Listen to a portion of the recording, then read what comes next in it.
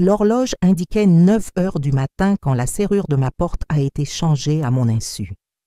C'était le 15 avril 2023, mon 74e anniversaire, et j'ignorais que dans les 48 heures suivantes, je lutterais pour ma vie contre ceux que j'avais commencé à considérer comme ma famille.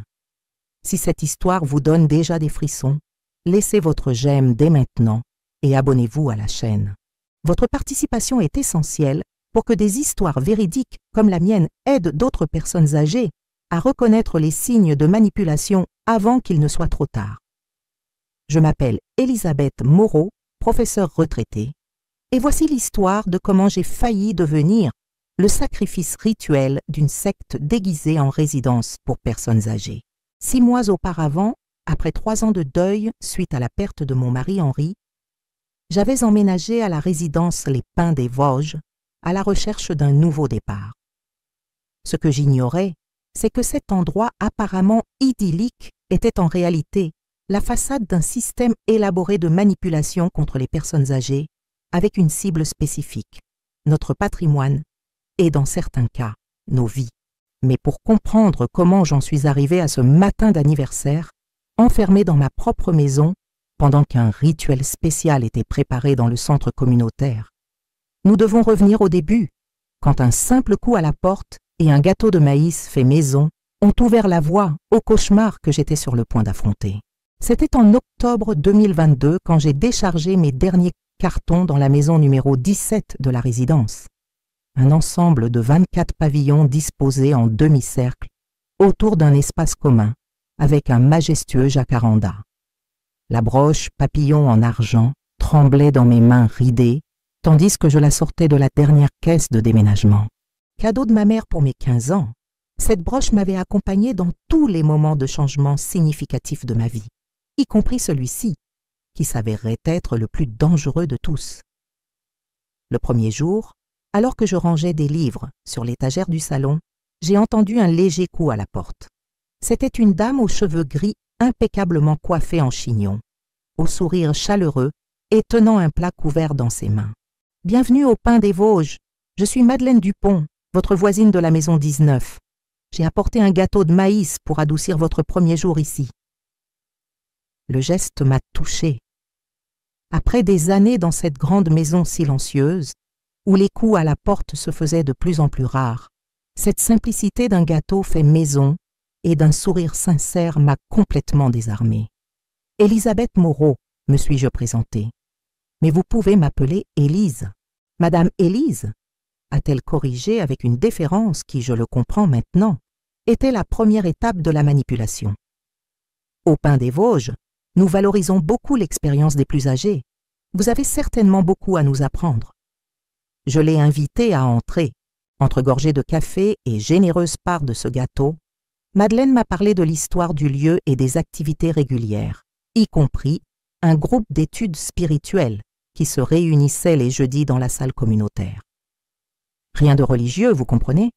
C'est plutôt sur la connaissance de soi, la spiritualité universelle.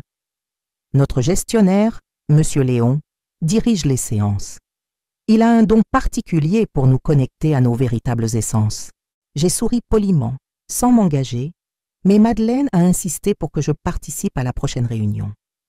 Elle a également mentionné une fête de bienvenue qui aurait lieu le samedi. Son insistance immédiate aurait dû allumer un signal d'alarme, mais je l'ai interprété comme de l'enthousiasme sincère. Dans les jours qui ont suivi, j'ai rencontré d'autres voisins. Tous mentionnaient invariablement le groupe d'études et la fête de bienvenue. Tous, sans exception, parlèrent de M. Léon avec une révérence que j'ai trouvée exagérée pour un simple gestionnaire de résidence. J'ai également rencontré Françoise, une aide à domicile d'environ 80 ans qui travaillait pour plusieurs résidents. Son attitude réservée contrastait avec l'effusion des autres habitants. Quand j'ai mentionné que j'irais à la rencontre spirituelle, elle a simplement dit « Dr Philippe Martin, médecin, gériatre, bonhomme », comme si elle établissait une distinction importante qui ne prendrait sens pour moi que plus tard. Le jeudi, j'ai accepté l'invitation de Madeleine et me suis rendu à la rencontre. j'ai été surprise de voir que tout le monde était vêtu de blanc et quand j'ai questionné, Madeleine a expliqué « Cela représente la pureté d'intention, l'ouverture pour recevoir des énergies positives. » À contre-cœur, j'ai mis une chemise beige claire, le plus proche du blanc que j'avais, et je l'ai accompagnée jusqu'à la salle communautaire. L'environnement était disposé en cercle avec des bougies stratégiquement positionnées et un arôme d'encens imprégnant l'air. Au centre, un homme d'âge moyen aux cheveux gris, soigneusement coiffé, parlait à voix basse. Quand il m'a vu, il s'est approché avec un sourire qui semblait sincèrement chaleureux. « Vous devez être Elisabeth. Je suis Léon Mercier. Nous étions impatients de votre arrivée. » La séance incluait ce qu'il appelait l'harmonisation, respiration profonde et visualisation guidée, et des témoignages de résidents sur la façon dont les rencontres avaient transformé leur vie. Ce qui m'a dérangé, c'est comment chaque histoire touchait invariablement à des questions financières sous le déguisement de détachement spirituel. À la fin, on a servi un thé dans de petites tasses de porcelaine blanche. « Notre infusion spéciale », a expliqué Madeleine. « Des herbes choisies par Monsieur Léon lui-même pour harmoniser les énergies. Je n'en ai bu que quelques gorgées, prétextant une sensibilité stomacale. Avant que nous nous dispersions, Monsieur Léon a tenu à avoir un moment seul avec moi dans son bureau. « Vous êtes professeur retraité, n'est-ce pas? Littérature, si je ne me trompe, » a-t-il commenté, bien que je n'ai mentionné ma profession à personne. « J'ai remarqué votre broche, » a-t-il continué pointant le papillon d'argent. « Symbole puissant, le papillon, transformation, métamorphose, renaissance après une période de réclusion, très appropriée pour votre moment de vie, ne trouvez-vous pas? » C'était une observation trop perspicace à mon goût. Comment savait-il tant sur moi? Le lendemain matin, alors que j'arrosais les plantes sur la terrasse, j'ai remarqué Françoise travaillant à nouveau dans le jardin voisin. J'ai mentionné que j'étais allée à la rencontre et elle m'a regardé directement, ses yeux encadrés par de profondes rides portant une intensité surprenante. « Méfiez-vous du thé », a-t-elle dit à voix basse, avant de partir précipitamment. Cet avertissement cryptique a tourné dans mon esprit toute la journée. L'après-midi, lors d'une promenade dans la résidence, j'ai remarqué des détails troublants. Des symboles de papillons gravés près des portes de certaines maisons, des caméras dirigées vers l'intérieur de la résidence et non vers l'extérieur, et plusieurs résidences apparemment inoccupées, mais avec des jardins impeccablement entretenus. En passant devant la maison 23, j'ai rencontré le docteur Philippe Martin, un médecin gériatre qui, contrairement aux autres résidents, ne montrait pas de révérence envers M. Léon. Quand j'ai mentionné le groupe d'études, j'ai noté une subtile augmentation d'attention dans son regard. « Intéressant, n'est-ce pas ?» a-t-il commenté. « Je suis médecin. Si vous avez besoin d'assistance, n'hésitez pas à venir me voir. » Le samedi, j'ai participé à la fête de bienvenue, vêtue d'une tunique blanche fournie par Madeleine. Durant la cérémonie, M. Léon a placé un collier avec un pendentif papillon autour de mon cou, tout en prononçant des mots dans une langue inconnue. Parmi les présents, j'ai remarqué un homme âgé, M. Albert de la maison 8, qui regardait M. Léon non pas avec admiration, mais avec ce qui semblait être de la peur contenue. La cérémonie s'est conclue avec tout le monde buvant à nouveau ce thé amer. Cette fois, j'ai faim de boire tout en versant discrètement le liquide dans un vase proche. Après l'événement, j'ai été présentée à Mathilde, la trésorière communautaire. Elle a mentionné des contributions au fonds communautaire dont nous devrions discuter lundi. Cette nuit-là, j'ai retiré le collier papillon et l'ai posé sur la commode, me sentant inexplicablement soulagée. J'ai trouvé une carte discrète qui avait été glissée sous ma porte. Consultation de routine disponible mardi 10h, Dr Philippe Martin, maison 23. Le dimanche, je me suis réveillée avec un léger malaise. À midi, Françoise est apparue apportant un panier de citrons comme prétexte pour m'avertir. Ma sœur vivait ici, maison 12, a tout vendu au fonds communautaire, puis a eu un accident dans l'escalier. Maintenant, elle est dans un EHPAD, ne reconnaît plus personne. L'après-midi, j'ai trouvé M. Albert taillant des roses. L'ancienne propriétaire de la maison 12 avait un jardin magnifique, a-t-il commenté avec une note amère dans la voix. Un jour, elle a décidé qu'elle n'avait plus besoin de rien de matériel. Ascension, c'est comme ça que M. Léon l'a appelé. Avant qu'il ne puisse en dire plus, une assistante personnelle désignée par M. Léon l'a appelé pour prendre ses médicaments. Le lundi, Mathilde a apporté des documents qui, sous un langage spiritualiste, demandèrent des détails complets sur mes finances et des autorisations pour une représentation communautaire dans les affaires légales. Plus troublante encore, elle a mentionné mon appartement à Lyon, propriété que je n'avais révélée à personne dans la résidence.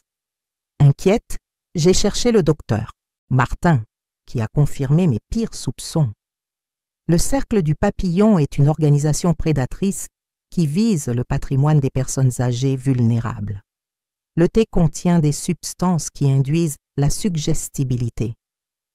Plusieurs anciens résidents ont subi des accidents après avoir transféré leurs biens au groupe. Pendant les semaines suivantes, j'ai feint la coopération tout en préparant ma défense. Quand M. Léon a annoncé que mon anniversaire serait la date de mon initiation formelle, le docteur Martin m'a averti. Cette cérémonie est le moment où les documents sont signés et la dose du composé dans le thé est significativement augmentée. Ensemble, nous avons élaboré un plan. Il contacterait un procureur spécialisé dans les crimes contre les personnes âgées pendant que je documenterai tout discrètement.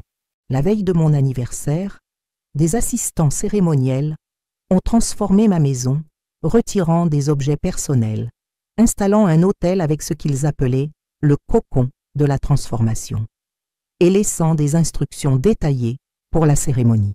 Quand ils sont partis, j'en ai profité pour envoyer mes documents les plus importants à la maison du docteur Martin. C'est alors que Françoise m'a alerté. J'ai entendu M. Léon et Mathilde parler de changer votre serrure demain matin, pour protéger l'initié pendant la période de transition, disent-ils. En réalité, c'est pour vous garder enfermé. Et nous voilà revenus au début de cette histoire. Le matin de mon anniversaire, à 5 heures, ils ont changé ma serrure pendant que je dormais. « Reposez-vous bien, Madame Élise », ai-je entendu M. Léon dire de l'autre côté de la porte. « Aujourd'hui est votre grand jour. » J'étais officiellement en séquestration, dans la maison même que j'avais achetée 6 mois auparavant. Les autorités que le docteur Martin avait contactées n'arriveraient qu'à 11 heures, mais la situation s'était accélérée drastiquement. J'ai analysé toutes les routes d'évasion possibles. Les fenêtres de devant donnaient sur l'espace central, où des membres du groupe circulaient continuellement. La porte arrière était également bloquée. Il ne restait que la petite fenêtre basculante de la salle de bain. J'ai travaillé méthodiquement pour l'enlever, faisant le minimum de bruit possible. Quand j'ai finalement réussi à créer une ouverture suffisante, j'ai entendu des coups à la porte d'entrée. « Madame Élise ?» C'était Madeleine. « J'ai apporté votre petit déjeuner spécial pour le jour de l'initiation. » J'ai respiré profondément et répondu de la voix la plus naturelle possible. « Je suis en méditation profonde maintenant. Pourriez-vous le laisser dehors?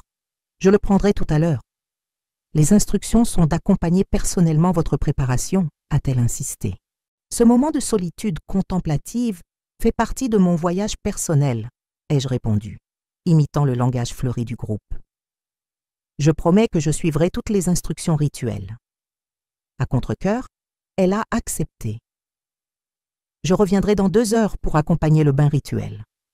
Dès que j'ai entendu ses pas s'éloigner, je suis retournée au travail sur la fenêtre.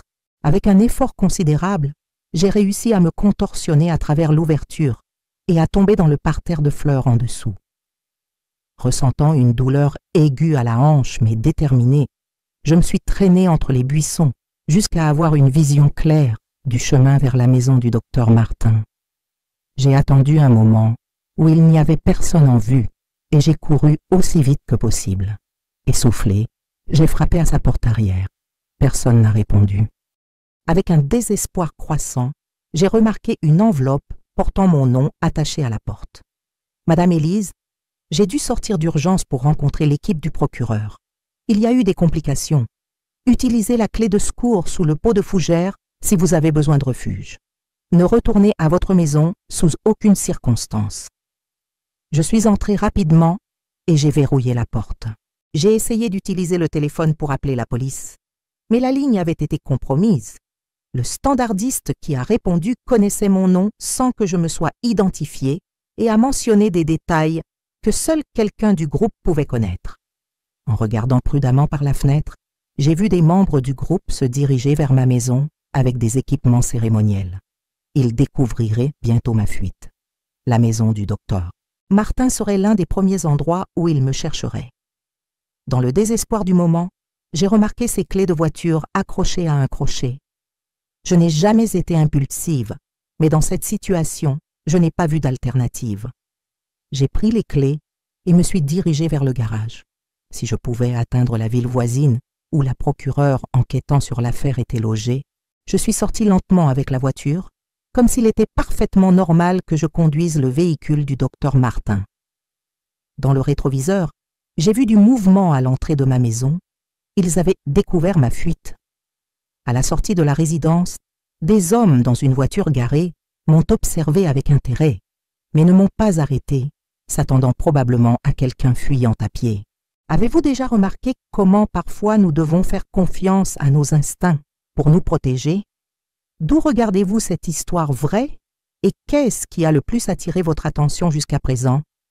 Commentez ci-dessous. Votre expérience pourrait aider d'autres personnes à identifier des situations similaires. Sur la route, j'ai remarqué un véhicule quittant la résidence à ma poursuite.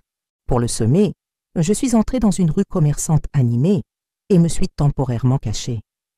Quand j'ai jugé que c'était sûr, j'ai repris mon chemin par des routes alternatives jusqu'à arriver à l'hôtel central, où la procureure spécialisée était logée. « Maître Claire Dubois ?» ai-je demandé à la réception. Elle est partie il y a environ une demi-heure avec un monsieur plus âgé, m'a informé le réceptionniste. Ils ont mentionné qu'ils allaient vers une résidence. Le docteur Martin et la procureure se dirigeaient vers les Pins des Vosges exactement au moment où j'enfuyais. J'ai réussi à contacter Maître Dubois par téléphone. Nous sommes en route vers la résidence avec une équipe de la police nationale, m'a-t-elle informé.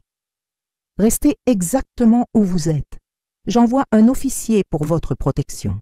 20 minutes plus tard, un policier en civil dûment identifié est arrivé et m'a conduite dans une salle privée où j'ai pu rapporter en détail tout ce que j'avais vécu au cours des 6 derniers mois.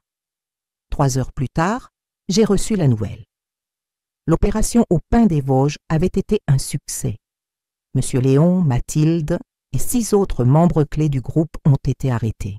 Durant les perquisitions, ils ont trouvé un laboratoire improvisé où le thé-rituel était préparé, contenant des substances contrôlées sans prescription médicale. Plus important encore, ils ont découvert une archive détaillée avec des documents de transfert patrimoniaux d'au moins 12 personnes âgées précédentes.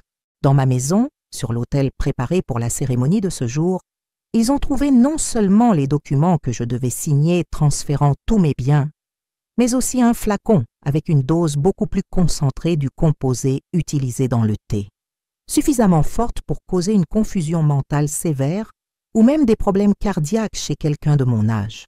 Ce que nous avons trouvé était vraiment troublant, a rapporté Maître Dubois lorsque nous nous sommes réunis plus tard ce jour-là. L'autel comportait des éléments de rituel ésotérique combinés à une méthodologie sophistiquée de contrôle mental. Il y avait des registres détaillés des initiations précédentes, incluant des notes sur les dosages personnalisés du composé pour chaque victime. Particulièrement inquiétante fut la découverte dans le sous-sol de la maison de Monsieur Léon d'un espace qu'il appelait la chambre des chrysalides, une salle avec 3 petites chambres sans fenêtres, chacune contenant un lit d'hôpital avec des contraintes. Selon les documents trouvés, c'était là où les initiés particulièrement résistants étaient gardés pendant ce qu'ils appelaient la période de transition, essentiellement jusqu'à ce que la combinaison de drogues, de privations sensorielles et de techniques de manipulation psychologique brise leur résistance. Les enquêtes subséquentes ont révélé que l'opération de Monsieur Léon s'étendait bien au-delà des Pins des Vosges. Il avait créé un réseau de communautés spirituelles similaires dans 3 régions différentes au cours des 15 dernières années, visant toujours des personnes âgées avec un profil spécifique, financièrement indépendantes, émotionnellement vulnérables en raison de pertes récentes et avec des liens familiaux affaiblis. Mathilde, qui se présentait initialement comme simple trésorière, était en réalité une ancienne employée de banque spécialisée dans l'identification de cibles potentielles et l'évaluation de leur patrimoine. Parmi les documents saisis, il y avait des listes détaillées de personnes âgées dans diverses villes, avec des estimations de leurs biens et des annotations sur les situations de vulnérabilité. Veuves récentes, enfants éloignés, recherche de sens spirituel, récent diagnostic médical préoccupant. Le plus effrayant, a expliqué Maître Dubois alors que nous examinions les preuves, c'est la sophistication du système. Il combinait des techniques légitimes de spiritualité et de bien-être avec de la manipulation psychologique et chimique. Les victimes ne remettaient pas seulement leurs biens volontairement, elles croyaient sincèrement que c'était pour leur propre bénéfice spirituel. Le récit de transformation et de métamorphose était soigneusement construit pour normaliser le processus de dépouillement matériel et de déconnexion familiale. Le symbolisme du papillon, apparemment positif et inspirant, avait été perversement adapté pour justifier l'isolement des victimes. La chrysalide a besoin de réclusion pour se transformer et l'appropriation de leurs biens. Le papillon abandonne son ancienne chrysalide, se détache du passé. Plus troublante encore fut la découverte que certaines ascensions spirituelles ne s'étaient pas terminées dans des EHPAD ou des retraites lointaines, comme on le croyait initialement, mais par des décès qui avaient été habilement déguisés en cause naturelle ou suicide. Des exhumations ultérieures de 3 anciens résidents ont révélé des traces du même composé trouvé dans le thé à des doses beaucoup plus élevées. « Vous avez eu de la chance », a commenté l'un des enquêteurs médico-légaux en me montrant les résultats des analyses du flacon trouvé sur l'autel de ma maison. Cette concentration, combinée à vos antécédents cardiaques, aurait été facilement diagnostiquée comme une crise cardiaque naturelle chez une femme de 74 ans. Le docteur Martin, qui avait risqué sa propre sécurité pour enquêter sur le groupe après avoir remarqué le modèle parmi ses patients âgés, a fourni un témoignage crucial sur le fonctionnement de l'opération. Ils étaient méticuleux dans leur sélection de cibles et dans le calibrage du processus. Les plus résistants recevaient des doses plus élevées du composé ou étaient soumis à des périodes plus longues d'isolement. Les plus suggestibles progressaient plus rapidement vers la phase de transfert patrimonial.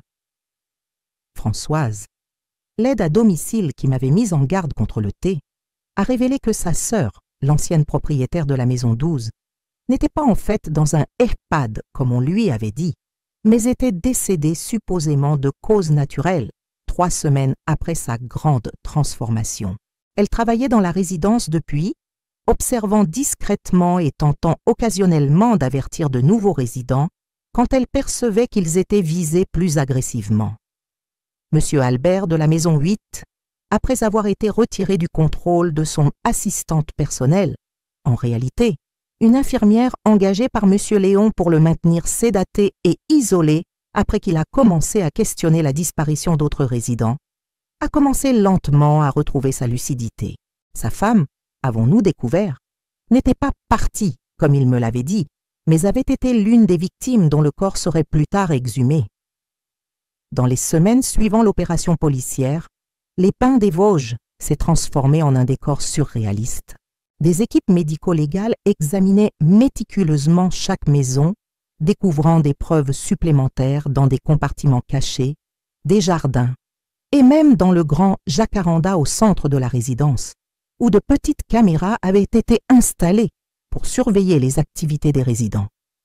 Certains habitants, principalement les plus récents comme moi, étaient en état de choc en découvrant la vraie nature de la communauté qu'ils avaient choisie pour leur retraite.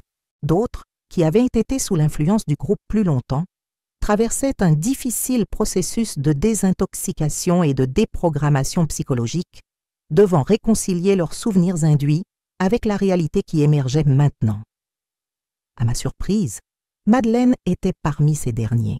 On a découvert qu'elle-même avait été initialement une victime 5 ans auparavant, mais avait été progressivement cooptée dans le cercle intérieur après avoir démontré une habileté particulière pour recruter et gagner la confiance de nouveaux résidents.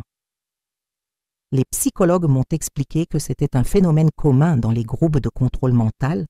Certaines victimes, comme mécanisme de survie, s'identifient à leurs manipulateurs et deviennent éventuellement des perpétuateurs de l'abus. C'est comme un syndrome de Stockholm collectif, a expliqué la psychologue médico-légale désignée pour l'affaire. Beaucoup de ces personnes ont tant perdu sous l'influence du groupe, patrimoine, liens familiaux, autonomie de pensée, qu'accepter la réalité de ce qui s'est passé serait psychologiquement dévastateur. Il est plus supportable de croire qu'ils ont participé volontairement à quelque chose de significatif. J'ai été invitée à participer à un groupe de soutien pour d'anciens membres, où j'ai pu entendre des histoires similaires à la mienne, mais avec des dénouements très différents. Des personnes qui avaient perdu des maisons, des économies de toute une vie, et dans de nombreux cas, plusieurs années de clarté mentale sous les effets prolongés des substances administrées dans le thé rituel. L'une de ces personnes était Sylvie, la dame qui avait donné un témoignage ému sur la façon dont M. Léon l'avait libérée de préoccupations financières. En réalité, elle était une ancienne femme d'affaires prospère qui avait transféré son entreprise familiale, évaluée à des millions, au fonds communautaire après 3 ans dans la résidence. Quand je l'ai rencontrée dans le groupe de soutien, elle commençait à réaliser l'étendue de ce qu'elle avait perdu, y compris la relation avec son fils unique, qui avait tenté d'intervenir et avait fini par être écarté comme énergie négative toxique. Les familles d'anciens résidents décédés ont formé une association pour chercher justice et récupérer, quand possible, les biens détournés. Beaucoup d'entre eux portaient le poids de la culpabilité pour n'avoir pas perçu les signes d'abus, pour avoir cru aux explications plausibles sur la nouvelle voie spirituelle de leurs proches, pour avoir accepté l'éloignement comme une partie naturelle du vieillissement. Ma mère m'appelait de moins en moins à partager la fille d'une des victimes lors d'une réunion communautaire. Quand je lui rendais visite, elle semblait distante, récitant des phrases qui sonnaient apprises par cœur sur le détachement et la transition spirituelle. J'ai remarqué des changements, bien sûr, mais je les ai interprétés comme faisant partie du processus de vieillissement, peut-être un début de démence. Je n'ai jamais imaginé qu'elle était systématiquement droguée et manipulée. Pour les autorités, l'affaire des Pins des Vosges est devenue une étude sur les vulnérabilités particulières des personnes âgées dans la société contemporaine. Maître Dubois a publié par la suite un rapport complet sur la façon dont de tels systèmes exploitent spécifiquement la combinaison de ressources financières, d'isolement social et de quête de sens qui caractérise de nombreuses personnes âgées dans notre société. Ce que nous avons vu ici n'était pas seulement une fraude financière, a-t-elle expliqué lors d'un séminaire pour les professionnels travaillant avec les personnes âgées, où j'ai été invitée à donner mon témoignage. C'était une exploitation sophistiquée de besoins humains fondamentaux, appartenance, but, spiritualité, perversement déformés à des fins prédatrices. 3 mois après l'opération policière, le procès de M. Léon et de ses principaux collaborateurs a commencé. Les accusations étaient nombreuses. Constitution d'une organisation criminelle, escroquerie, séquestration, administration de substances contrôlées sans autorisation, exercice illégal de la médecine et, dans 3 cas, homicide volontaire. Pendant le procès, j'ai dû faire face à M. Léon encore une fois. Assis au banc des accusés, il maintenait la même posture sereine et le regard pénétrant qui impressionnait tant ses adeptes. Quand nos regards se sont croisés, il a souri. Non pas un sourire de remords ou de honte, mais le même sourire sereinement confiant avec lequel il m'avait accueilli mon premier jour à la résidence. Mon témoignage a duré près de 5 heures, détaillant chaque aspect de la manipulation progressive que j'avais observée et expérimentée. Au fur et à mesure que je parlais, j'ai réalisé quelque chose d'important. Ma formation en littérature, qui m'avait rendue particulièrement attentive aux sous-textes et aux récits manipulateurs, m'avait probablement sauvé. Là où d'autres n'avaient vu qu'une communauté spirituelle accueillante, j'avais perçu les modèles sous-jacents de contrôle. Madame, vous avez remarqué des signes que beaucoup d'autres n'ont pas perçus, a commenté le juge à la fin de ma déposition. Qu'est-ce qui, selon vous, vous a permis de maintenir cette clarté quand d'autres ont été complètement piégés? J'ai réfléchi un moment avant de répondre. J'ai passé 40 ans à enseigner à mes élèves à analyser critiquement des textes, à identifier quand ils sont manipulés par un récit. Peut-être que, même à 73 ans, certaines leçons restent avec nous. Et peut-être est-ce cela que nous devrions enseigner à tous, pas seulement dans les salles de classe, mais comme outil de vie, particulièrement pour les plus vulnérables. Outre mon témoignage, les preuves matérielles étaient accablantes. Analyse toxicologique du thé, documents financiers méticuleusement falsifiés, vidéos de séances de conseil où M. Léon dirigeait clairement les résidents à transférer leurs biens, et les témoignages dévastateurs des familles des victimes décédées. Particulièrement impactant fut le témoignage d'une ancienne assistante pharmaceutique de M. Léon qui avait aidé à formuler les différentes variations du thé avant de prendre conscience de ce qui se passait réellement. Chaque personne recevait une formulation personnalisée, a-t-elle expliqué, visiblement bouleversée. Il gardait des fiches détaillées, poids, conditions médicales préexistantes, niveau de résistance psychologique. Pour ceux qui questionnaient trop, nous augmentions graduellement le dosage de substances dissociatives. Pour ceux qui montraient des signes de méfiance, nous ajoutions des composants qui réduisaient la capacité de pensée critique. Le procès, qui s'est étendu sur 6 semaines, a culminé avec la condamnation de M. Léon à 28 ans de prison pour crimes multiples. Mathilde et 4 autres membres du cercle intérieur ont reçu des peines entre 12 et 20 ans. Certains participants mineurs, dont Madeleine, ont reçu des peines réduites en échange de leur coopération dans les enquêtes sur d'autres communautés spirituelles similaires que M. Léon avait établies. Alors que l'affaire touchait à sa fin, je faisais face à une décision difficile, rester ou non au Pin des Vosges. La résidence était en cours de restructuration sous une nouvelle administration, avec un suivi direct du procureur pour garantir la transparence. De nombreux résidents, particulièrement ceux qui avaient été manipulés plus longtemps, ont choisi de rester. Le déménagement aurait représenté un autre traumatisme et une perte de communauté. Pour moi, cependant, chaque coin de cette maison évoquait des souvenirs de l'autel rituel, des préparatifs pour mon sacrifice, de la fenêtre par laquelle je m'étais échappé. J'ai décidé de vendre la propriété dès que la procédure judiciaire l'a permis, et j'ai déménagé plus près de ma nièce Sophie à Paris. La broche papillon en argent que ma mère m'avait donnée reste avec moi, non plus comme symbole de transformation forcée, mais comme rappel de la liberté que j'ai conquise.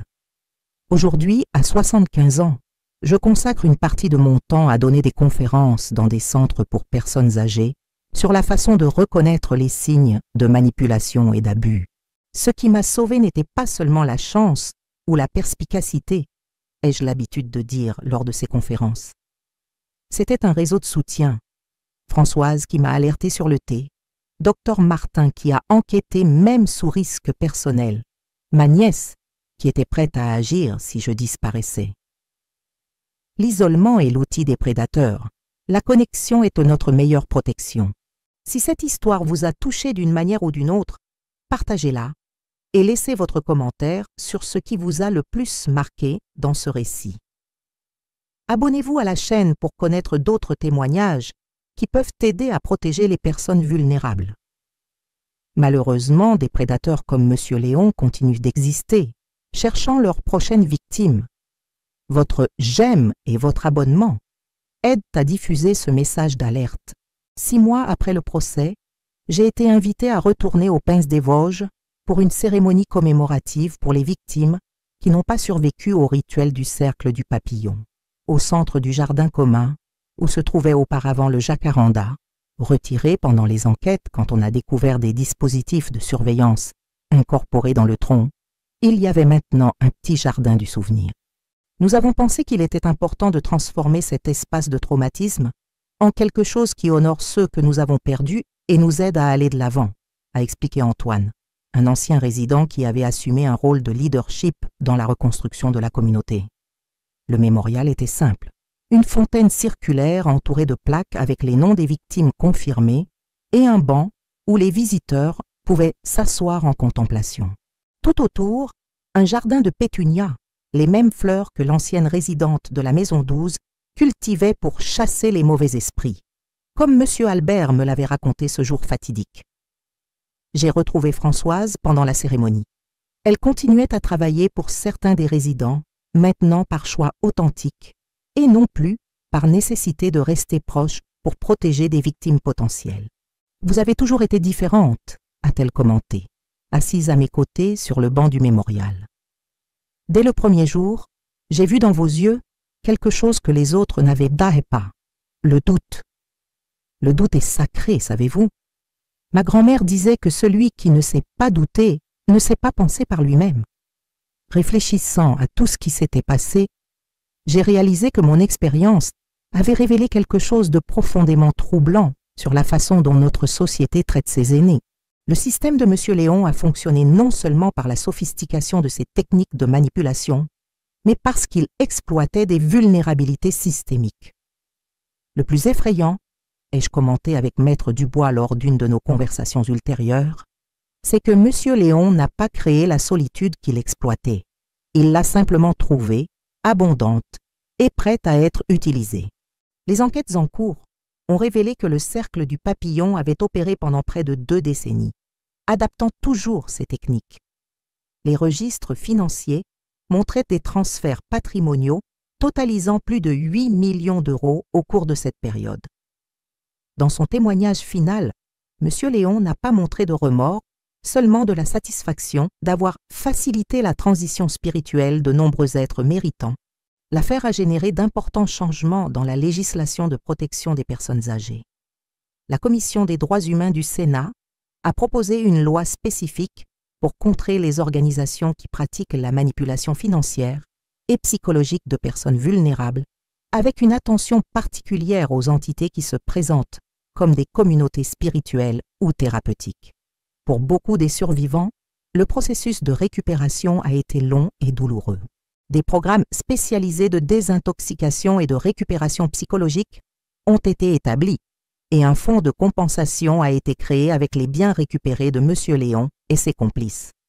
Dr Martin, qui avait risqué sa réputation et sa sécurité pour enquêter sur le groupe, est devenu un défenseur national des droits des personnes âgées. Son expérience en tant que médecin infiltré dans une secte prédatrice a abouti à un protocole clinique pour l'identification de patients sous manipulation coercitive. Les signes sont là, si nous savons quoi chercher, a-t-il expliqué lors d'un congrès de gériatrie où nous avons partagé la scène. Changements comportementaux soudains, éloignement des proches, désintérêt soudain pour les questions financières, utilisation répétitive de phrases qui semblent mémorisées, ce sont tous des indicateurs que les professionnels de santé doivent reconnaître. Quant à moi, j'ai trouvé un but inattendu dans cette expérience traumatisante. Ma formation en littérature et ma capacité à analyser des récits m'ont permis de développer un programme éducatif appelé « Lecture critique pour la vie », spécifiquement destiné aux personnes âgées. Nous y appliquons des techniques d'analyse littéraire pour identifier la manipulation dans des contextes quotidiens, des arnaques financières aux sectes prédatrices. Nous sommes tous protagonistes de notre propre histoire, dis-je aux participants. Mais nous devons être attentifs quand quelqu'un essaie de devenir notre narrateur. Dans mon nouvel appartement à Paris, je garde une petite étagère avec des livres sur le contrôle mental, la manipulation psychologique et les sectes contemporaines, des sujets que je n'aurais jamais imaginé étudier à 75 ans.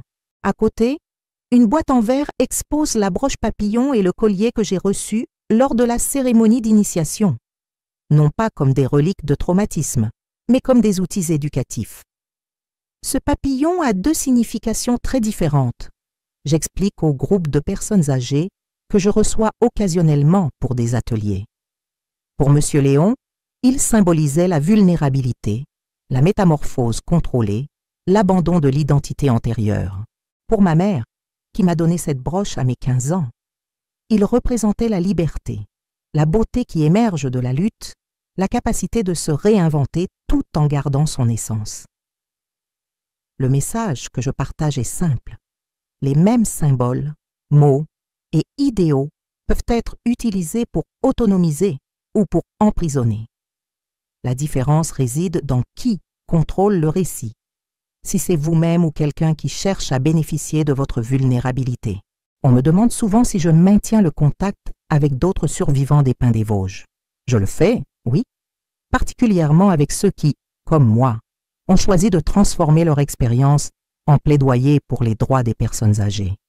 Nous formons un petit réseau informel qui se réunit mensuellement, partageant non seulement des souvenirs du traumatisme, mais des stratégies pour l'avenir.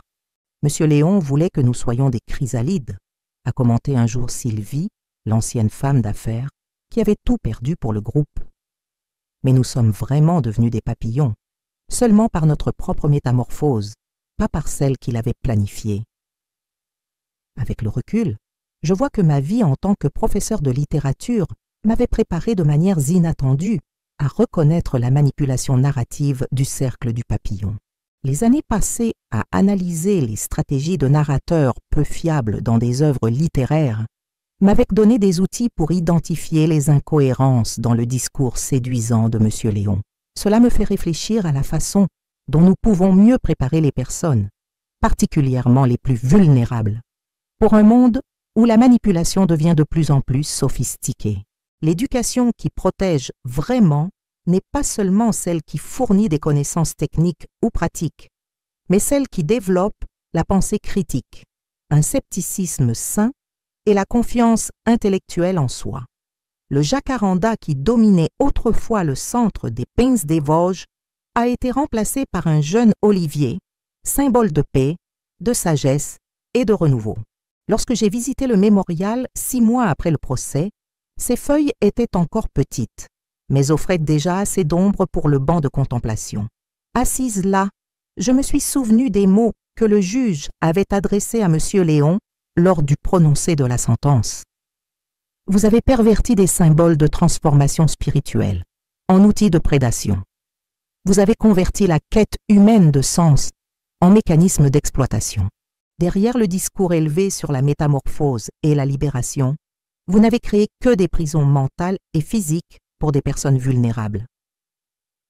Aujourd'hui, quand je donne des conférences sur mon expérience, je ne me présente pas comme une victime, mais comme une survivante et une éducatrice. Je partage non seulement la terreur de la séquestration et de l'autel rituel, mais aussi les outils qui m'ont aidé à préserver mon autonomie mentale, même sous pression intense. L'histoire des Pins des Vosges est maintenant étudiée dans les académies de police et les formations de services sociaux comme un cas exemplaire de manipulation coercitive des personnes âgées.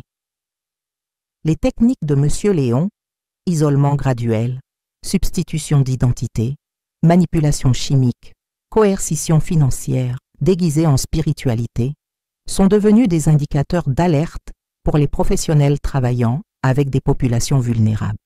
Ce qui a transformé le cercle du papillon d'un groupe spirituel en une organisation criminelle n'était pas ses croyances ou pratiques en soi, explique un manuel de formation développé à partir de cette affaire, mais plutôt la suppression systématique du consentement éclairé, l'exploitation délibérée des vulnérabilités et l'objectif prédateur caché sous un langage spirituel. Le chemin que j'ai parcouru depuis ce matin d'anniversaire, quand j'ai découvert ma porte verrouillée de l'extérieur, a été long et parfois douloureux. Il y a eu des moments où j'ai questionné ma propre perception, où je me suis blâmée de ne pas avoir vu les signes plus tôt, où j'ai craint de ne jamais surmonter le traumatisme du quasi-sacrifice rituel. Mais comme je l'ai dit aux étudiants universitaires lors d'une récente conférence, nos histoires ne se terminent pas au moment de plus grand danger ou désespoir. Nous continuons à les écrire, page après page, avec les choix que nous faisons ensuite. Parfois, les chapitres les plus importants viennent après le climax dramatique. Je m'appelle Elisabeth Moreau. Je suis professeure retraitée, survivante d'une secte prédatrice Et à 75 ans, je continue d'écrire mon histoire. Et vous, faites-vous attention à qui essaie d'écrire la vôtre? La question que je reçois le plus souvent durant mes conférences est: comment identifier une secte déguisée en communauté légitime? Comment différencier la spiritualité authentique de la manipulation contrôlante? J'ai développé ce que j'appelle les 5 signaux d'alerte, basés sur mon expérience et les modèles identifiés dans les enquêtes sur le cercle du papillon. Premièrement, isolation progressive. Quand un groupe limite graduellement votre contact avec des personnes extérieures, particulièrement la famille et les anciens amis, en disant qu'ils ne comprennent pas le chemin spirituel ou sont des énergies bloquantes. Deuxièmement, information privilégiée. Des leaders qui affirment avoir des connaissances spéciales ou des connexions spirituelles exclusives, créant une hiérarchie entre initiés et non-initiés. Troisièmement, contribution financière comme mesure d'engagement spirituel. Quand votre évolution ou transformation est directement liée à combien vous contribuez matériellement. Quatrièmement, secret et langage exclusif. Terminologie spécifique qui n'a de sens que pour les membres, rituels qui ne peuvent pas être discutés à l'extérieur, informations compartimentées. Cinquièmement, et peut-être le plus important, perte progressive de la capacité à questionner. Quand les doutes sont découragés, les critiques sont vues comme une résistance à la croissance et les questions reçoivent pour réponse davantage de phrases énigmatiques plutôt que des explications claires. Au cours de la dernière année, j'ai reçu plus de 200 emails de personnes qui ont identifié des situations potentiellement dangereuses en utilisant ces critères. Certaines étaient des proches inquiets pour des parents âgés qui s'étaient impliqués dans des communautés de bien-être suspectes. D'autres étaient les personnes âgées elles-mêmes, reconnaissant des schémas alarmants dans des groupes auxquels elles avaient récemment adhéré. Un cas particulièrement frappant concernait une dame de 68 ans qui m'a contactée après avoir assisté à une conférence en ligne. Elle avait commencé à fréquenter un groupe d'études transcendantales qui a rapidement démontré les 5 signaux d'alerte. Après notre conversation, elle a décidé de s'en éloigner et a découvert que le leader du groupe avait été enquêté dans une autre région pour des fraudes similaires. « J'ai sauvé ma maison et les économies de toute ma vie », m'a-t-elle écrit plus tard. Mais plus important encore, j'ai sauvé mon autonomie mentale. La couverture médiatique de l'affaire des Pins des Vosges a stimulé une conversation nationale sur la vulnérabilité des personnes âgées dans une société qui les rend souvent invisibles. Un documentaire produit par une chaîne nationale, Métamorphose forcée, a reçu des prix internationaux et a porté la discussion au-delà du cercle académique et juridique. Quand j'ai été interviewée pour ce documentaire, j'ai tenu à souligner « Le problème, ce n'est pas nous, les personnes âgées. Ce n'est pas notre âge qui nous rend vulnérables. C'est une société qui normalise notre isolement, qui considère naturel que nous nous éloignons de la vie communautaire, qui accepte passivement quand nous commençons à agir étrangement, sans investiguer les raisons. Ce que j'ai découvert à travers cette expérience traumatisante, c'est que le 3e âge peut être aussi riche en sens, en but et en croissance que toute autre phase de la vie, si on nous permet de maintenir notre autonomie et nos connexions significatives. 1 an après le procès, j'ai organisé une petite rencontre avec d'autres survivantes dans mon appartement à Paris. Nous étions 6 femmes entre 70 et 85 ans, toutes victimes de systèmes similaires au cercle du papillon. Ce qui a commencé comme une session informelle de soutien mutuel s'est transformé en une organisation à but non lucratif. Papillon Libre, réseau de protection des personnes âgées contre la manipulation et l'abus. Aujourd'hui, notre réseau compte plus de 50 bénévoles répartis dans 5 régions françaises. Nous offrons une ligne d'assistance téléphonique, des matériels éducatifs et des formations pour les professionnels travaillant avec la population âgée. Nous maintenons également un contact régulier avec les autorités policières et les procureurs spécialisés, servant de pont entre les victimes potentielles et les ressources légales disponibles. Chaque personne âgée connectée à un réseau de soutien authentique est une personne âgée protégée contre les prédateurs est devenue notre devise. Lors d'un événement récent pour collecter des fonds pour notre organisation, j'ai porté la broche papillon en argent que ma mère m'avait donnée. Une jeune journaliste a remarqué l'objet et m'a demandé sa signification. Ce papillon représente quelque chose de plus puissant que n'importe quel rituel ou fausse philosophie, ai-je répondu. Il représente la résilience, la capacité humaine à passer par une chrysalide de traumatisme et à émerger non seulement intacte, mais renforcée, transformée par son propre choix, non par imposition externe. Quand je regarde en arrière, vers ce matin d'avril où j'ai découvert ma porte verrouillée et me suis retrouvé piégé dans ma propre maison, je ne ressens pas seulement l'écho de la terreur. Je ressens aussi une profonde gratitude pour les circonstances qui m'ont permis de m'échapper. Ma formation académique, qui m'a donné des outils critiques, le courage de Françoise pour m'avertir, le dévouement du docteur Martin pour enquêter, ma propre détermination physique pour m'échapper par cette petite fenêtre. Tout le monde n'a pas ces ressources. Tout le monde ne parvient pas à s'échapper. C'est pourquoi je continue à raconter mon histoire, aussi douloureux que soit parfois de la revivre. Comme je l'ai dit au jury pendant le procès de M. Léon, il avait l'intention de faire de moi une chrysalide pour toujours, immobile, sans voix, sans choix, pendant qu'il extrayait de moi tout ce que je possédais. Mais la vraie métamorphose ne consiste pas à se perdre, mais à se trouver. Elle n'est pas question de soumission, mais de transformation. Elle n'est pas question de mort, mais de renaissance selon ses propres termes.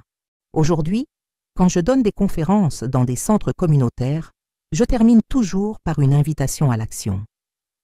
Regardez autour de vous. Y a-t-il une personne âgée dans votre vie qui semble isolée, quelqu'un qui a changé de comportement soudainement, quelqu'un dont les nouveaux amis semblent contrôler son accès au monde extérieur? N'ignorez pas ces signes. Un appel, une visite, une question sincère peuvent faire la différence entre la liberté et la captivité.